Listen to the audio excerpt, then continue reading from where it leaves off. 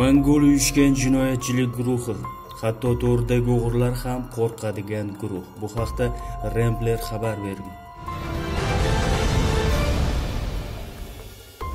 Mongol uyushgan jinoyatchilik guruhi, hatto to'rdagi o'g'rilar ham qo'rqadigan guruh. Bu haqda Rambler xabar berdi. 60-yillarning oxirida ko'plab sovet odamlari oyiga 120 rubl maosh olishgan. Hech kim chet elga sayohat qilmagan, o'yin-kulgular ham qilmagan. Barcha harakatlar ozuqa va ko'proq chiroyli kiyim sotib olishga sarflangan. 300 rubl haq olgan odamlar juda badavlat hisoblangan. Axborotning yagona manbai televideniya va gazetalar bo'lib, ular faqat xalq xo'jaligining yutuqlari haqida gapirishgan. Ammo ular hech qachon jinoyatchilik SSRda mavjudligini va u o'lmasligini aytmagan. Aksincha, aholining o'sishi bilan u ko'paygan. Mashhur Vorzakon Vasya Brilliant bilan bir kamerada o'tirgan Gennadiy Xarkov uning turgan joyini topishga muvaffaq bo'ldi. Brilliant zo'r va aqlli yigitda katta imkoniyatlarni ko'rdi va u uchun kelajakni bashorat qildi. Sobiq tezkor xodim Mixail Ignatov shunday deb eslaydi: u juda uzoqni ko'radi. Har qanday vaziyatni 2 yoki 3 bosqichda hisoblay oladi. U juda yaxshi psixolog, odamlarni qanday yutishni biladi, deya Xarkov to'g'risida ma'lumot beradi. Kolonnadan chiqqanda mo'g'ullar o'g'rilarning bepul tavsiyasini oldilar. U bilan uchrashdi, kiyinishdi, ovqatlanishdi va bu jinoyatchilar u yangi biznesni boshlashga ko'ndirilgan birinchi odamlar edi. Yangi shakllanishning dastlabki to'dalaridan biri Mongol laqabini olgan Gennadiy Xarkovning uyushgan jinoyatchilik guruhi edi. 2 yil ichida 70-yillarning boshlarida tashkil etilgan to'da poytaxtning butun jinoiy muhitini tubdan o'zgartirdi va jinoiy olamning eng nufuzli vakillarini arxaik o'g'rilar kodeksiga o'z qarashlarini qayta ko'rib chiqishga majbur qildi. Ba'zi bir ma'lumotlarga ko'ra, u 1930-yilda Moskvada, boshqasiga ko'ra Nijniy Novgorod viloyati Kulibaki shahrida tug'ilgan. 1966-yilda u o'g'irlikda ayblanib 3 yil muddatga hukm qilindi. Keyin u o'zining Osiyo ko'rinishidagi Mongol laqabini oldi. Ozod bo'lgandan keyin Xarkov Moskvaga bordi va u yerda o'z to'dasini qurdi. Mongol guruhining o'ziga xos xususiyatlaridan biri uning boshqa guruhlarga nisbatan kamligi edi. Hisob-kitoblarga ko'ra, uning a'zolari soni 50 kishidan oshmadi. Gap shundaki, Xarkovning to'daga kirishga bo'lgan munosabati har bir nomzod jismoniy va ruhiy jihatdan qat'iy tanlovdan o'tgan. Tug'ilganidan beri Xarkov juda nozik psixolog edi va odamlarni qanday his qilishni bilardi. Mongol uyushgan jinoyatchilik guruhida afsonaviy Vorzakon Vyacheslav Ivankov Jab laqabini olgan vor ham bor edi. Yangi to'dalar amaldorlarning talon-taroj qilinishi bilan boshlandi.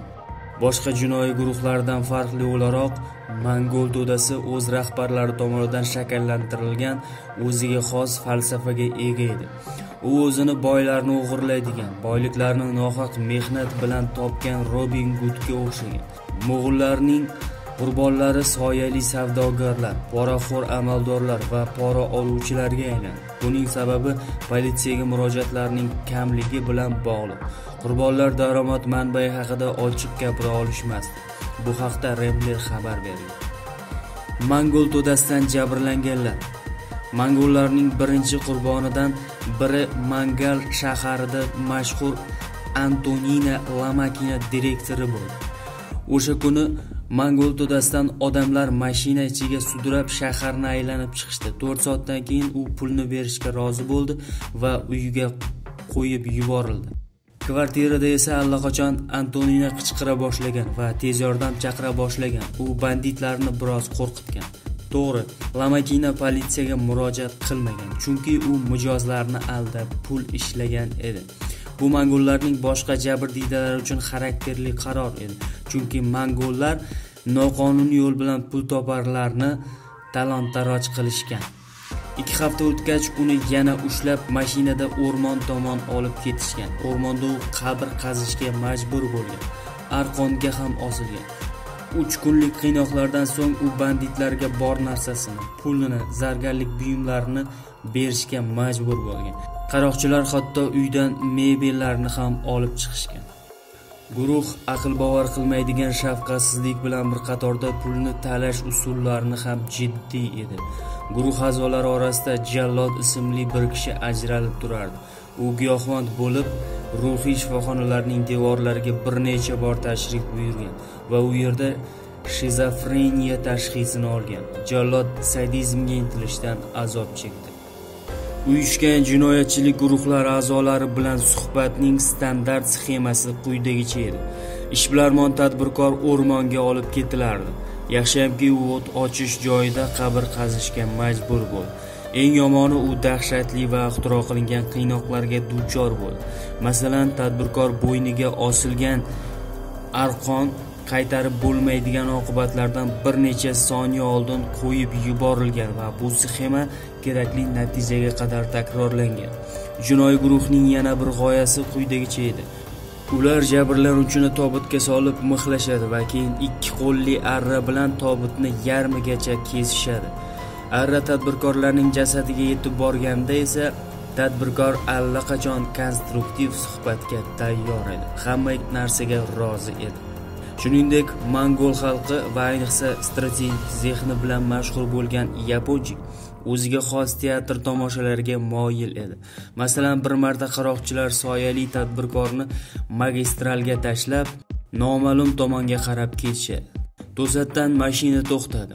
Mashina tadbirkor yoniga tobora yaqinlashib kelardi va mashinadan qurollangan bitta odam tushib telefonda suhbatlashadi. U kimgadir hamma ish hal, militsiyani jasadini qayerga berkitishini so'raydi. Bu gaplarni eshitgan tadbirkor qo'rqqan biznesmen bu odamlar qonun xizmatchisini hech qanday sababsiz otib tashlaganini anglab, endi qiynoqqa solinmaydilar. U darhol hamma narsani berishga tayyor. Ma'lum bo'lishicha, butun sahnani japonchik o'ylab topgan va harakat qilgan. Politsiyachi to'da a'zosi bo'lgan. Uyushgan jinoyatchilik guruhlaridan ishbilarmon odamlar daromad olishning boshqa sxemasini o'ylab topishdi. Ular hozirgi militsionerni talashib, uning guvohnomasi va formasini o'g'irlashgan. Uning yordami bilan banditlar o'zlarini qonunning xizmatkorlari sifatida ko'rsatib, qo'rqqan biznesmenlarni talashgan. 2 yil ichida Mongollar to'dasi Rossiyaning jinoiy olamini butunlay o'zgartirdi. Yangi formatning jinoyatchilari korrupsiya bilan shug'ullanuvchi huquq targ'ibot idoralari xodimlari, poraxo'r siyosatchilar va hisoblovchilar bilan hamkorlik qilishdan tortinishmadi. O'g'irlarning eski tushunchalarining tarafdorlari shu qadar qo'rqib ketdiki, ular KGB zobitlari bilan uchrashishga rozi bo'lishdi. Taxminan 6 oy davomida politsiya Mongollar to'dasini tuzishga kirishdi. Natijada 30 sherigi bo'lgan to'daning rahbari 1972-yil oxirida hibsga olingan.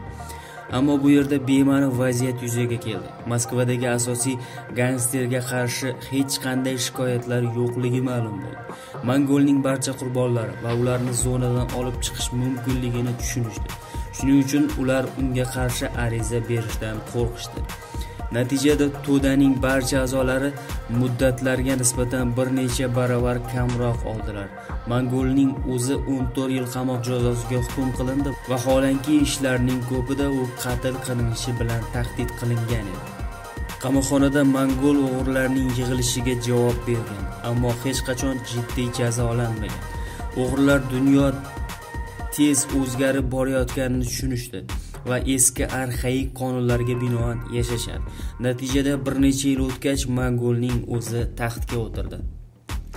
Qamoqxonada Mongol 14 yil to'ladi va 1986-yilda ozod qilindi.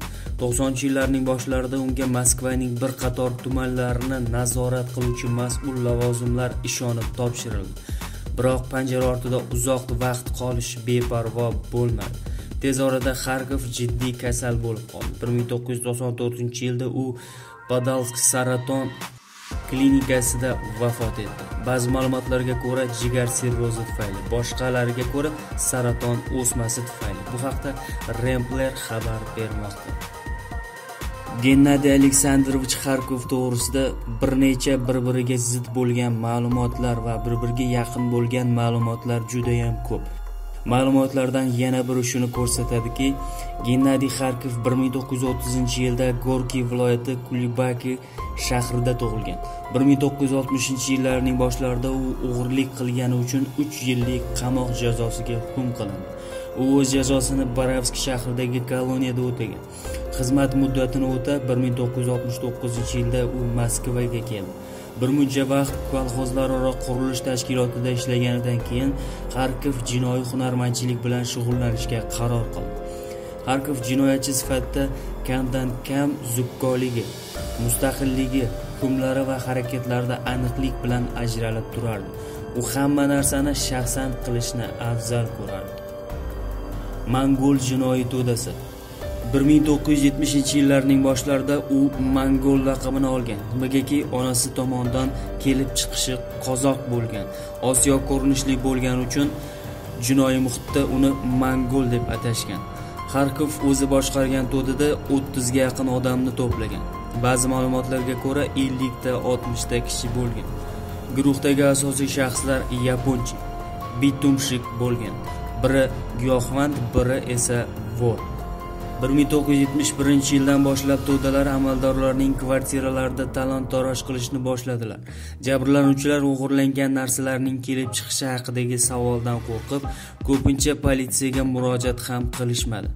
Jabrlanganlar orasida temirchilar, ustaxonalar, kollektorlar, savdo va xizmat ko'rsatish xodimlari ham bor. Guruh o'ta shafqatsizligi bilan ajralib turdi. Pul va qimmatbaho buyumlarni berishdan bosh tortganlar azob chekkan o'rmonga olib ketilgan va qiynoqlarning xilma-xillariga duchor bo'lgan. Jismoniy va aqliy jihatdan ularni ishlatishgan. Bunday harakatlardan keyin hamma narsa buziladi va amaldorlar har qanday pul berishga rozi bo'lishardi. Ushbu guruh SSRda birinchilardan bo'lib, yer osti millionerlaridan tovlamachilik bilan shug'ullangan. Keyinchalik reket deb nomlangan. Bu o'g'irlar to'g'risidagi qonunni, ya'ni Sovet ittifoqining jinoiy dunyosining asosiy qonunini to'g'ridan-to'g'ri buzish edi. Ko'p o'tmay Mongol va uning to'dasidan yana 31 kishi hibsga olingan. Tergov ikkita jinoyat epizodini isbotlashga muvaffaq bo'ldi. Sud Gennadiy Xarkovni 14 yilga ozodlikdan mahrum etish jazosiga mahkum etgan. O'g'irlar to'dasida mongollar o'g'irlar qonunni buzganliklar uchun javobgarlikka tortilgan. Biroq unga qarshi hech qanday repressiv choralari ko'rilmadi. Xarkovning barcha ayblari uning birinchi bo'lib jinoiy biznes bilan shug'ullanishida edi. Bir necha yil o'tgach, Mongol qonun o'g'risi bo'ldi va 70-yillarning oxirida Kislovodskdagi butun ittifoq o'g'irlar yig'ilishida o'g'irlar gildiya va fermerlardan pul olish kerak deb qaror qilishdi. Shunday qilib yangi jinoiy shakllanish paydo bo'ldi. Poytaxt jinoyatga qo'shila boshladi. Keyingi taqdir. Xarkov 1986-yilda ozodlikdan mahrum bo'lib, jazo muddatini to'la ado etdi. 90-yillarning boshlarida u Moskvaning ba'zi hududlarini tomosha qildi, qo'shtirnoq ichida.